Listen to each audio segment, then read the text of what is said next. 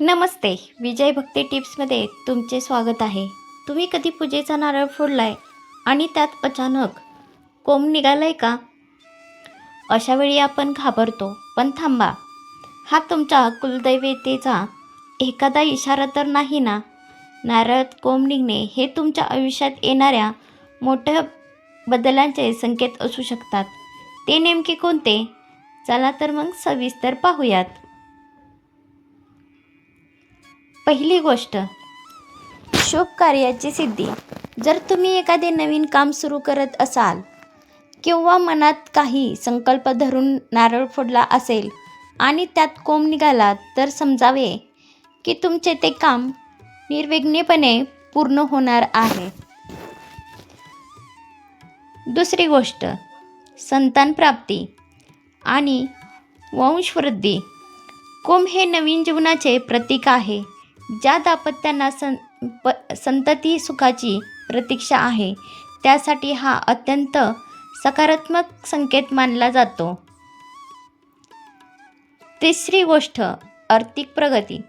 लक्ष्मीच्या फळात कोंब असणे म्हणजे तुमच्या घरात धनाचा ओघ वाढवणार असल्याचे लक्षण आहे.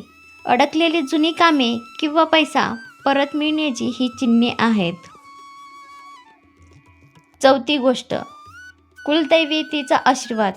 अनेकदा आपण कुलदैवतेचा नवस बोलतो किंवा कुळाचाराची पूजा करतो. अशावेळी कोंब निघणे म्हणजे तुमचं चिरसेवा देवापर्यंत पोचली आहे.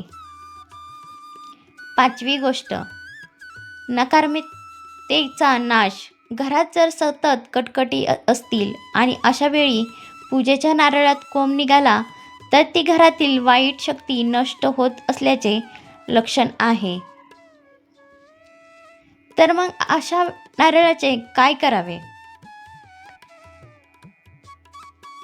Tips number 1. हा नारळ अत्यंत सात्विक असतो.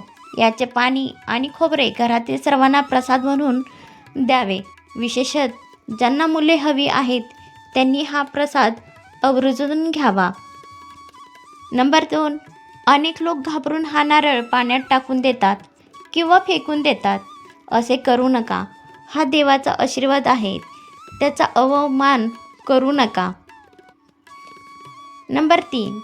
जर तुमच्याकडे अंगण असेल तर हा कोंब जपून मातीत लावा. त्याचे रूपांतर नारळाच्या झाडात होईल, जे तुमच्या घरासाठी कल्पवृक्ष ठरेल. महत्त्वाचे टिप्स. नारळात कोंब असणे हे भक्तीचे नाही तर सौभाग्याचे लक्षण आहे.